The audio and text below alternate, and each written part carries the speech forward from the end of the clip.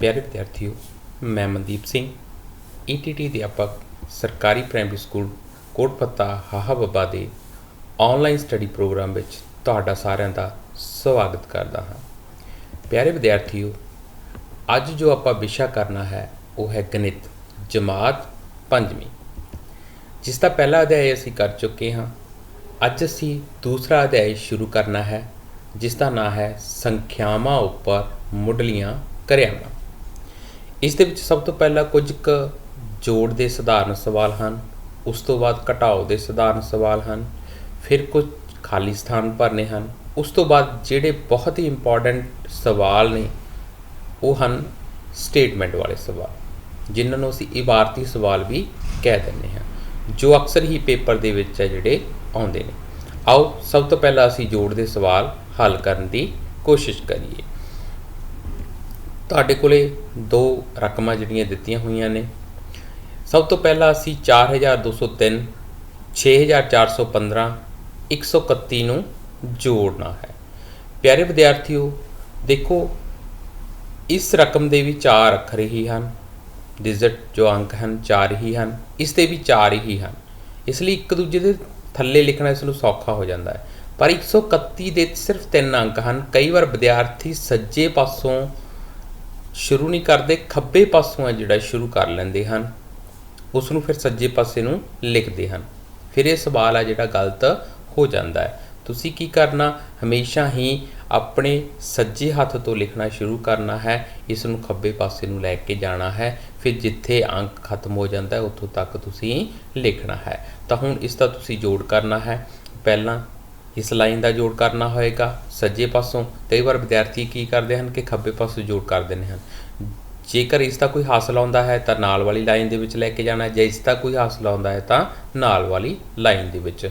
Formula ਜਾਂ ਸਵਾਲ ਕੱਢਣ ਦਾ ਤਰੀਕਾ ਬਿਲਕੁਲ ਉਹੀ ਹੈ ਜੋ ਅਸੀਂ ਦੋ ਰਕਮਾਂ ਦਾ ਜੋੜ ਹੈ ਜਿਹੜਾ ਕਰਦੇ ਹਾਂ। ਆਓ ਇਸ ਦਾ ਜੋੜ ਕਰੀਏ। 5 ਤੇ 6 ਤੇ 3 9, ਇੱਥੇ 9 ਲੱਗ ਜਾਏਗਾ। 3 ਤੇ 4 ਕੋਈ ਹਾਸਲ ਨਹੀਂ ਆਇਆ, ਇੱਥੇ ਲੱਗ ਜਾਏਗਾ। 4 ਤੇ 2 6 ਤੇ 7, ਇੱਥੇ ਲੱਗ ਜਾਏਗਾ। 6 ਤੇ 4 10, ਇੱਥੇ ਲੱਗ ਜਾਏਗਾ। ਇਸ ਲਈ ਇਸ ਦਾ ਉੱਤਰ ਕੀ ਆਵੇਗਾ 10,749। ਇਸੇ ਤਰੀਕੇ ਦੇ ਨਾਲ ਦੂਸਰਾ ਸਵਾਲ ਹੈ, ਇਸ ਦਾ ਉੱਤਰ ਕਿੰਨਾ ਆਵੇਗਾ 10,452। ਜਿਵੇਂ 472 ਵੀ ਅਸੀਂ ਸੱਜੇ ਪਾਸੋਂ ਲਿਖਣਾ ਸ਼ੁਰੂ ਕਰਨਾ, 2 ਨੂੰ ਸੱਜੇ ਪਾਸੇ, ਫਿਰ 7, ਫਿਰ 4, ਇਸ ਤਰੀਕੇ ਦੇ ਨਾਲ ਜਿਹੜਾ ਅਸੀਂ ਜਾਣਾ ਹੁੰਦਾ। ਇਸੇ ਤਰੀਕੇ ਦੇ ਨਾਲ ਸਾਡੇ ਕੋਲੇ ਘਟਾਓ ਦੇ ਸਵਾਲ ਨੇ। ਬਿਲਕੁਲ ਸੌਖੀ ਜੀ ਘਟਾਓ ਹੈ। ਜਿਵੇਂ 6 ਦੇ ਵਿੱਚੋਂ ਅਸੀਂ 3 ਘਟਾ ਦੇਣੀ ਆ, 2 ਛੋਟਾ ਹੈ, ਉੱਪਰਲਾ ਡਿਜਿਟ ਹੈ ਜਿਹੜਾ ਉਹ ਹੇਠਲੇ ਨਾਲੋਂ ਛੋਟਾ ਹੈ, ਇਸ ਲਈ ਨਾਲ ਵਾਲੇ ਤੋਂ ਕੈਰੀ ਲਏਗਾ, ਤਾਂ ਸਾਡਾ ਉੱਤਰ ਕਿੰਨਾ ਆਏਗਾ 2,473।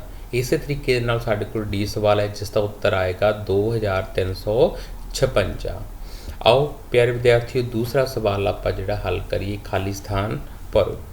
ਤੁਹਾਡੇ ਕੋਲ ਇੱਕ ਰਕਮ ਦਿੱਤੀ ਹੋਈ ਹੈ, 115 ਦੇ ਵਿੱਚ 327 ਜੋੜ ਦਈਏ ਤਾਂ ਬਰਾਬਰ ਹੋਏਗਾ 327 ਦੇ ਵਿੱਚ ਅਸੀਂ ਕਿੰਨੇ ਜੋੜੀਏ ਕਿ ਦੋਹਾਂ ਦਾ ਉੱਤਰ ਹੈ ਜਿਹੜਾ ਬਰਾਬਰ ਆ ਜੇ।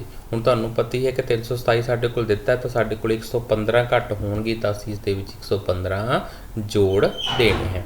ਦੂਸਰਾ ਸਵਾਲ ਸਾਡੇ ਕੋਲ ਹੈ 321 ਦੇ ਵਿੱਚ ਜੇਕਰ 0 ਜੋੜੀਏ ਤਾਂ ਸਾਡਾ ਉੱਤਰ ਕਿੰਨਾ ਆਏਗਾ। ਪਿਆਰੇ ਵਿਦਿਆਰਥੀਓ, ਤੁਹਾਨੂੰ ਇਹ ਯਾਦ ਰੱਖਣਾ ਪਵੇਗਾ ਕਿ ਕਿਸੇ ਰਕਮ ਦੇ ਵਿੱਚ 0 ਜੋੜਨ ਦੇ ਨਾਲ ਉਸ ਰਕਮ ਦੇ ਵਿੱਚ ਕੋਈ ਫਰਕ ਨਹੀਂ ਪੈਂਦਾ, ਅਤੇ ਨਾ ਹੀ 0 ਘਟਾਉਣ ਦੇ ਨਾਲ ਉਸ ਰਕਮ ਦੇ ਵਿੱਚ ਕੋਈ ਫਰਕ ਪੈਂਦਾ ਹੈ। ਪਰ ਜੇਕਰ ਕਿਸੇ ਰਕਮ ਨੂੰ ਅਸੀਂ 0 ਦੇ ਨਾਲ ਗੁਣਾ ਕਰਦੇ ਹਾਂ ਤਾਂ ਉਹ ਰਕਮ ਹੈ ਜਿਹੜੀ 0 ਬਣ ਜਾਂਦੀ ਹੈ, ਤਾਂ ਇਸ ਦਾ ਉੱਤਰ 321 ਹੀ ਆਵੇਗਾ। ਸੀ ਸਵਾਲ ਹੈ ਸਾਡੇ ਕੋਲ 139 ਨੂੰ 1 ਨਾਲ ਗੁਣਾ ਕਰਨ 'ਤੇ ਸਾਡਾ ਉੱਤਰ 139 ਹੀ ਆਵੇਗਾ। ਡੀ ਸਵਾਲ ਹੈ 625 ਨੂੰ 0 ਨਾਲ ਗੁਣਾ ਕਰਨ 'ਤੇ ਸਾਡਾ ਉੱਤਰ ਕਿੰਨਾ ਆਵੇਗਾ 0 ਆਵੇਗਾ। ਆਪਾਂ ਪਹਿਲਾਂ ਵੀ ਗੱਲ ਕਰਕੇ ਹਟੇ ਹਾਂ। ਈ ਸਵਾਲ ਹੈ 339 ਦੇ ਵਿੱਚੋਂ 0 ਘਟਾਉਣ ਨਾਲ ਸਾਡਾ ਉੱਤਰ 339 ਹੀ ਆਵੇਗਾ। ਐਫ ਸਵਾਲ ਹੈ 119 ਨੂੰ ਜੇਕਰ 119 ਤੇ ਭਾਗ ਦਿੱਤਾ ਜਾਵੇ ਤਾਂ ਸਾਡਾ ਉੱਤਰ 1 ਹੋਏਗਾ। ਜੀ ਸਵਾਲ ਹੈ 128 ਨੂੰ ਜੇਕਰ 16 ਤੇ ਭਾਗ ਦਿੱਤਾ ਜਾਵੇ ਤਾਂ ਸਾਡਾ ਉੱਤਰ 8 ਆਵੇਗਾ, ਕਿਉਂਕਿ 16 8 128 ਹੁੰਦੇ ਹਨ। ਤੁਹਾਨੂੰ 16 ਦਾ ਪਹਾੜਾ ਯਾਦ ਕਰਨਾ ਪਵੇਗਾ। ਜੇਕਰ 720 ਦੇ ਵਿੱਚ 500 ਜੋੜਿਆ ਜਾਵੇ ਤਾਂ ਸਾਡਾ ਉੱਤਰ 1220 ਆਵੇਗਾ। आई सवाल है जेकर 10,000 ਨੂੰ 10 ਤੇ ਭਾਗ ਦਿੱਤਾ ਜਾਵੇ ਤਾਂ ਇੱਕ ਜ਼ੀਰੋ ਕੱਟੀ ਜਾਵੇਗੀ ਤੇ ਸਾਡਾ ਉੱਤਰ ਹੈ ਜਿਹੜਾ 1000 ਆਵੇਗਾ।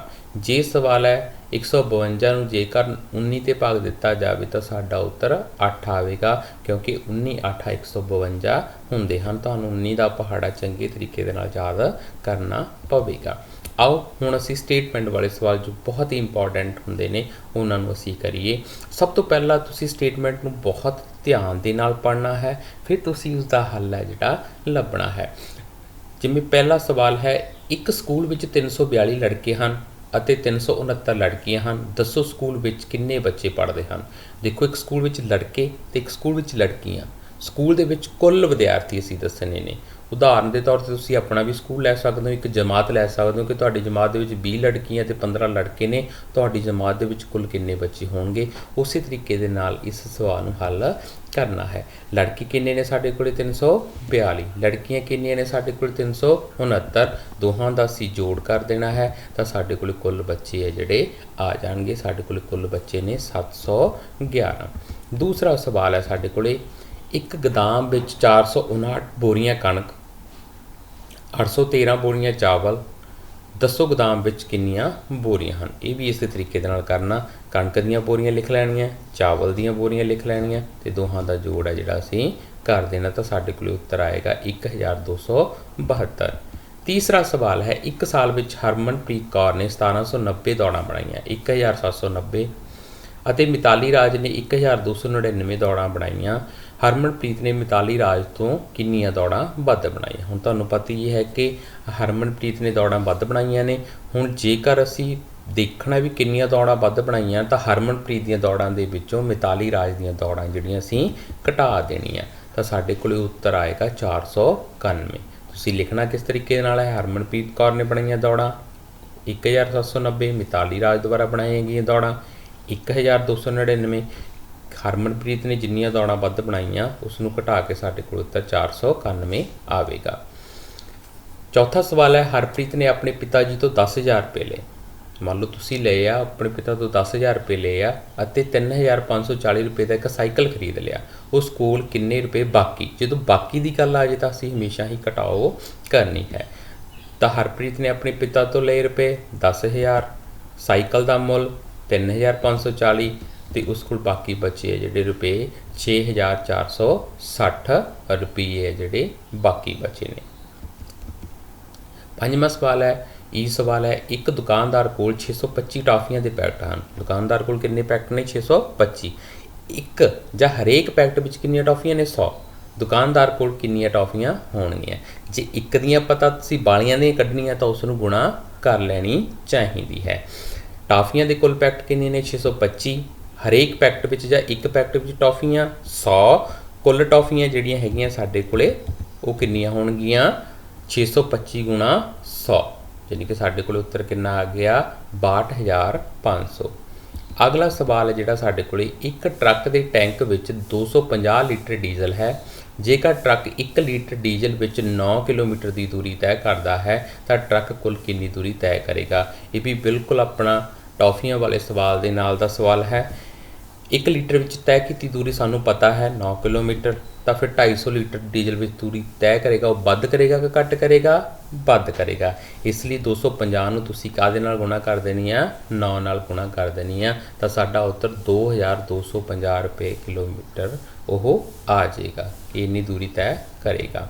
ਜੀ ਸਵਾਲ ਹੈ, ਇੱਕ ਸਕੂਲ ਵਿੱਚ 648 ਵਿਦਿਆਰਥੀ ਪੜ੍ਹਦੇ ਹਨ। ਪਿਕਨਿਕ ਜਾਣ ਲਈ ਇੱਕ ਸਕੂਲ ਬੱਸ ਵਿੱਚ 18 ਵਿਦਿਆਰਥੀ ਬੈਠ ਸਕਦੇ ਹਨ। ਸਾਰੇ ਵਿਦਿਆਰਥੀਆਂ ਨੂੰ ਪਿਕਨਿਕ 'ਤੇ ਜਾਣ ਲਈ ਕਿੰਨੀਆਂ ਸਕੂਲ ਬੱਸਾਂ ਦੀ ਲੋੜ ਪਵੇਗੀ।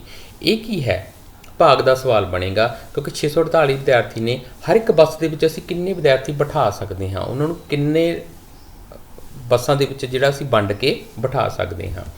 ਸਕੂਲ ਵਿੱਚ ਕੁੱਲ ਵਿਦਿਆਰਥੀ 648, ਇੱਕ ਸਕੂਲ ਬੱਸ ਵਿੱਚ ਵਿਦਿਆਰਥੀ 18 ਨੇ ਅਤੇ ਲੋੜੀ ਦੀਆਂ ਬੱਸਾਂ ਫਿਰ ਕਿੰਨੀਆਂ ਸਾਨੂੰ ਲੋੜ ਪਵੇਗੀ ਤਾਂ 648 ਨੂੰ 18 'ਤੇ ਤੁਸੀਂ ਭਾਗ ਕਰ ਦੇਣਾ ਤਾਂ ਸਾਡੇ ਕੋਲ ਉੱਤਰ ਜਿਹੜਾ ਆਏਗਾ 36। ਇਹ 'ਚ ਸਵਾਲ ਹੈ, ਇੱਕ ਬਾਗ ਵਿੱਚ ਸਾਡੇ ਕੋਲੇ ਅਮਰੂਦ ਦੇ 2560 ਬੂਟੇ ਲੱਗੇ ਹੋਏ ਹਨ। ਜੇਕਰ ਇੱਕ ਕਤਾਰ ਵਿੱਚ 12 ਬੂਟੇ ਲੱਗੇ ਹੋਣ ਤਾਂ ਦੱਸੋ ਬਾਗ ਵਿੱਚ ਕਿੰਨੀਆਂ ਕਤਾਰਾਂ ਹੋਣਗੀਆਂ।